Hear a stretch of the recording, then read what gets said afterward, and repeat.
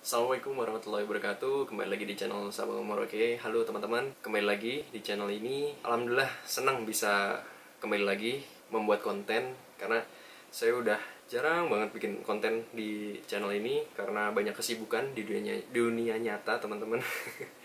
Di topik kali ini saya ingin berbagi pengalaman mengenai tas keril, teman-teman. Jadi saya mau cerita proses panjang saya dari mendaki pertama sampai saat ini saya menggunakan tas apa aja gitu. Dan saya akan menyebutkan kekurangan dan kelebihannya, teman-teman. Jadi pada mulanya tuh dulu saya kan nggak pernah naik gunung ya, teman-teman. Ini cerita awal-awal saat mendaki gunung. Jadi saat mau mendaki gunung itu saya kan nggak ada mentor, nggak ada temen yang udah pengalaman naik gunung gitu. Jadi hanya baca-baca dari forum, dari grup Facebook, atau dari Kaskus. Dulu masih zaman Kaskus juga saya baca. Terus ya pokoknya intinya dari internet. Jadi bisa dibilang saya itu pendaki internet, teman-teman, karena saya belajarnya dari internet gitu, bukan dari pengalaman langsung. Maksudnya ikut kayak Sanditala atau pecinta alam gitu ya, teman-teman. Tapi tetap saya belajar terus. Tapi nggak ada salahnya juga ya, teman-teman, kita belajar dari internet. Dan tapi kita harus mengambil referensi-referensi yang sahih, alias yang bisa dipertanggungjawabkan. Dan kalau menurut saya sih no problem dengan masalah itu ya, teman-teman. Mungkin ada teman-teman yang bilang, wah naik gunung tuh harus belajar dulu praktek sama orang yang udah di lapangan gitu. Ya bener, nggak ada salahnya juga sih ada pendapat kayak gitu. Ya referensi kan bisa dari mana-mana ya, teman-teman. Yang penting kita tuh mau belajar, karena mendaki gunung itu kan bukan olahraga yang main-main ibaratnya. Jadi bukan olahraga yang sembarangan. Kita butuh kalian dan terus berlatih, dan pengalaman akan mengajarkan kita menjadi lebih bijaksana. Nah, kembali lagi ke topik tadi awal, mengenai tas keril, teman-teman. Dulu saya tuh ngelihat orang, saya ini cerita beli keril pertama kali ya. Dulu kan ada, kalau teman-teman yang pendaki lama pasti ngerti ya, dulu ada namanya festival Outfest, teman-teman, outdoor festival di JCC Senayan. Dulu tuh ya namanya pernah punya minat sama hobi outdoor tapi nggak punya keberanian untuk mendaki. Jadi ya kebetulan ada festival kayak gitu teman-teman, Outfest gitu. Terus kebetulan dulu ibu saya tuh juga pernah mendaki, teman-teman, beberapa gunung di Jawa. Udah pengalaman dulu, malah nggak pakai alat-alat kayak yang kayak kita sekarang gitu, alat-alat yang bagus-bagus gitu. Jadi alatnya tuh dulu kan ibu saya ikut pramuka, jadi alatnya tuh sederhana banget. Di gunung pakai tenda yang model trap gitu, teman-teman, yang segitiga, terus ada bambu gitu. Wah bener-bener kalau diceritain, wah kita lebih enak lah sekarang, peralatan kita lebih mantap-mantap ya ibaratnya zaman sekarang kalau untuk mendaki gunung, nggak kayak dulu. Jadi tuh dulu ada acara Outfest di JCC Senayan. Nah kebetulan itu saya tuh ngelihat orang tuh kayak kalau pakai tas Deuter tuh kayak keren, teman-teman. Kan dia modelnya, ini saya sebut merek aja nggak apa-apa ya, Deuter yang buatan Jerman yang kayak gini, teman-teman. Nah itu dulu saya tuh tertarik banget sama tas itu karena ngelihat orang-orang pakai tas itu keren banget gitu loh. Karena kelihatannya tinggi, terus ya namanya buatan luar mungkin jadi finishingnya bagus, warnanya juga lebih mengkilat ya, sangat menarik lah ibaratnya. Nah itu kebetulan setiap Outfest itu dulu ada diskon, teman-teman, kalau kita beli keril di outdoor festival itu. Nah di standnya Deuter, nah itu kan ibarat dulu nggak pernah ada kepikiran mau beli tas keril, teman-teman. Nah habis itu ada promo, itu tertarik karena ada promo juga, jadi akhirnya beli tas keril. Nah itu kan ibaratnya nggak, ya itu yang saya cerita tadi di awal, nggak punya mentor, nggak punya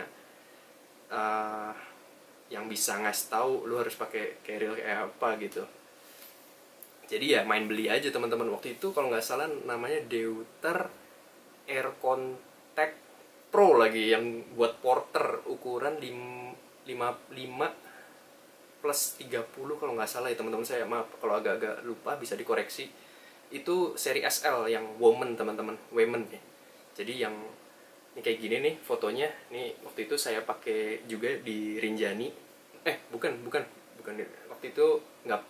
Waktu itu beli, nggak pernah saya pakai, sorry, nggak pernah. Jadi beli itu harganya sekitar 2 komaan. Aduh mahal banget, teman-teman, kalau dipikir-pikir.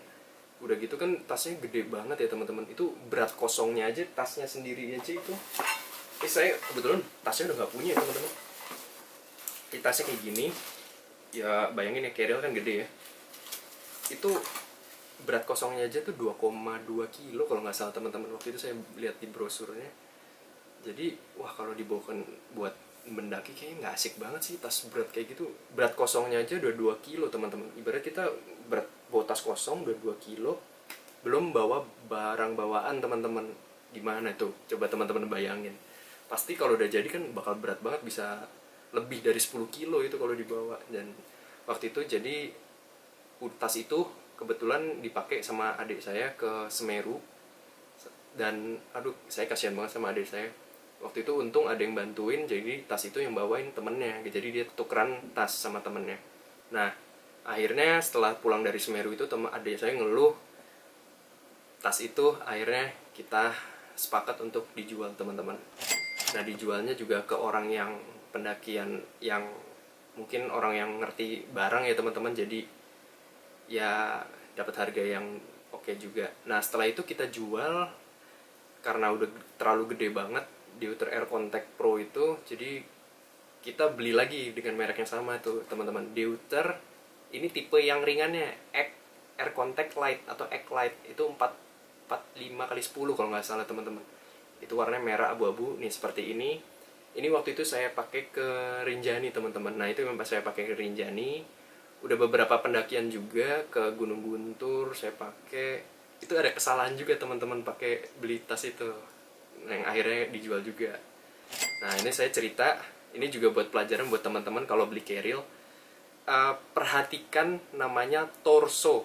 Apa itu torso? Torso itu adalah jadi dari titik ini kita, titik belakang ini ke titik punggung, tulang punggung belakang teman-teman. Nah, itu torso. Jadi saya juga baru tahu waktu itu setelah beli tas itu, setelah dipakai kok nggak nyaman tas itu dipakai gitu. Ternyata saya beli tas itu tuh salah torso teman-teman. Jadi merek-merek luar itu juga karena mungkin disesuaikan sama posturnya bule, jadi buat orang Asia kayak kita ini kegedean gitu teman-teman torsonya. Jadi waktu itu juga bukan yang tipe SL, bukan yang perempuan juga, jadi tipe yang normal. Jadi torsonya gede banget, walaupun tasnya itu kecil, cuma 40x10 apa kalau nggak salah.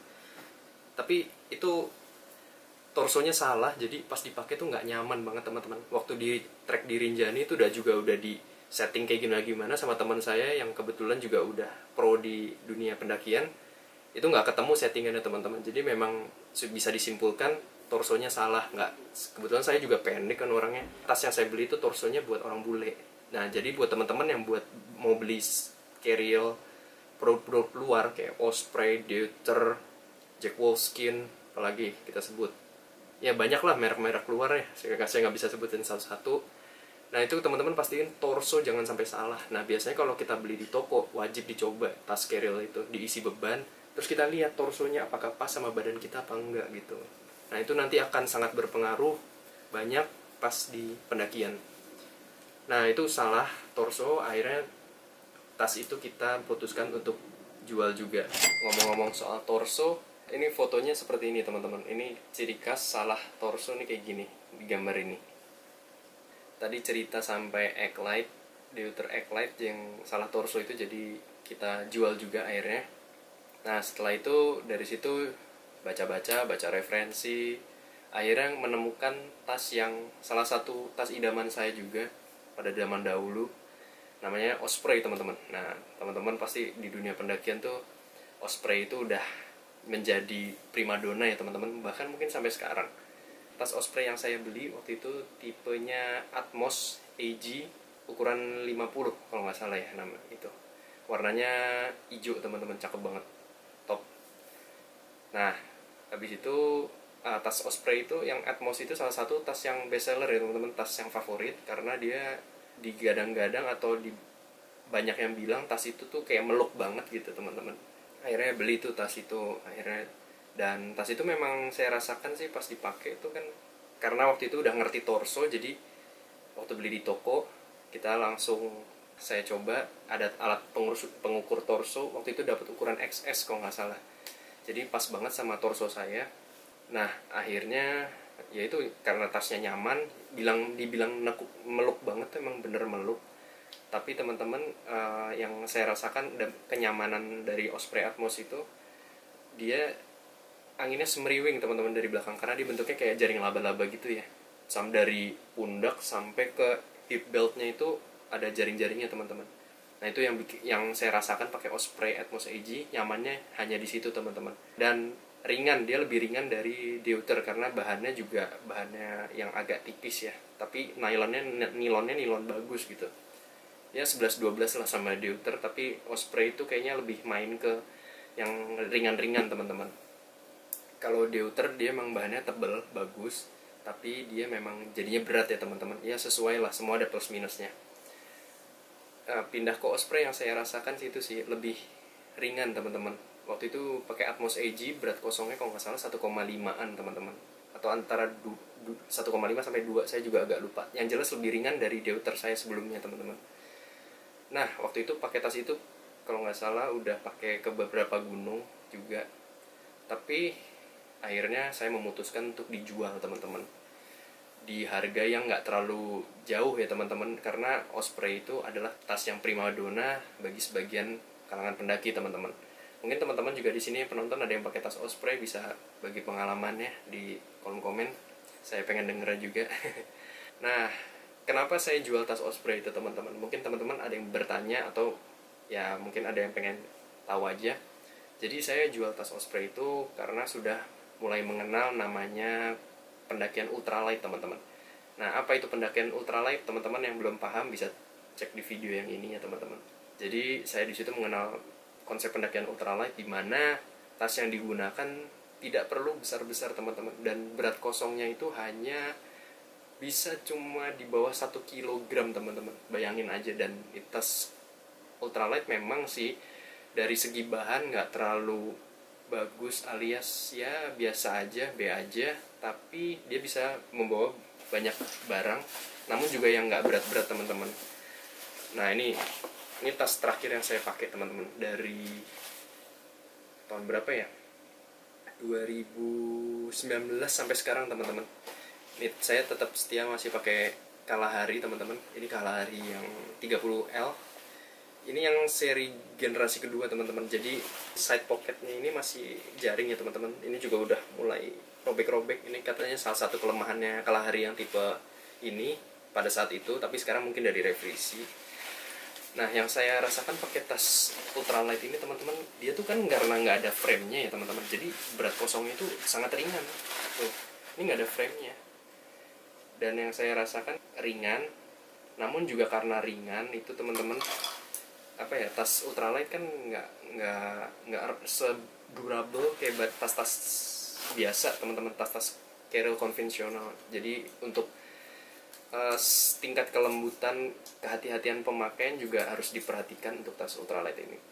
Nah sampai sekarang saya masih pakai tas ultralight ini, tas UL.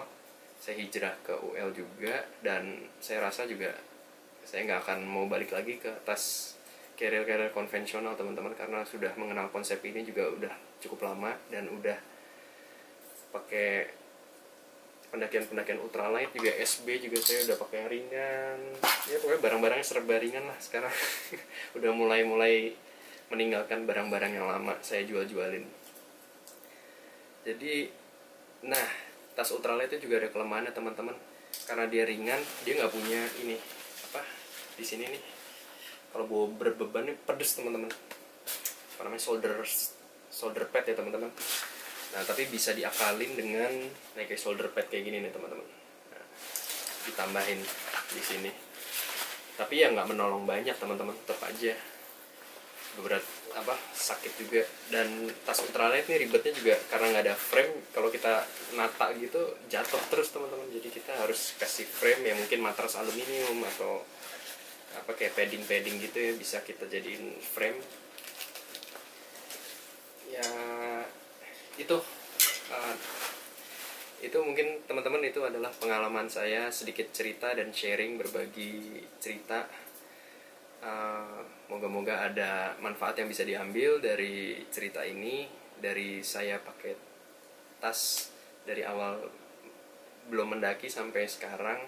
Alhamdulillah masih diberi kesehatan juga.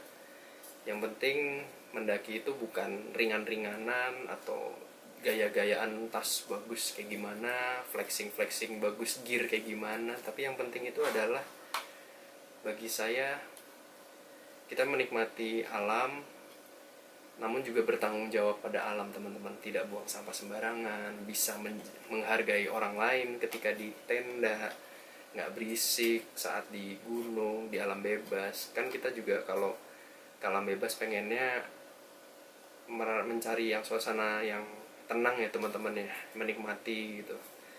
Pas sampai di gunung malah berisik. Jadi serba salah ya teman-teman kalau kita mau mencari kedamaian di gunung itu. Damai itu bukan di gunung teman-teman, tapi di sini nih. Sholat sama yang di atas. Minta. Bersyukur. Alhamdulillah.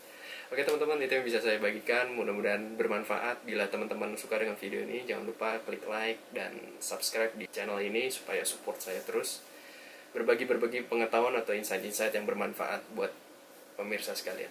Sampai jumpa di video selanjutnya. Assalamualaikum warahmatullahi wabarakatuh.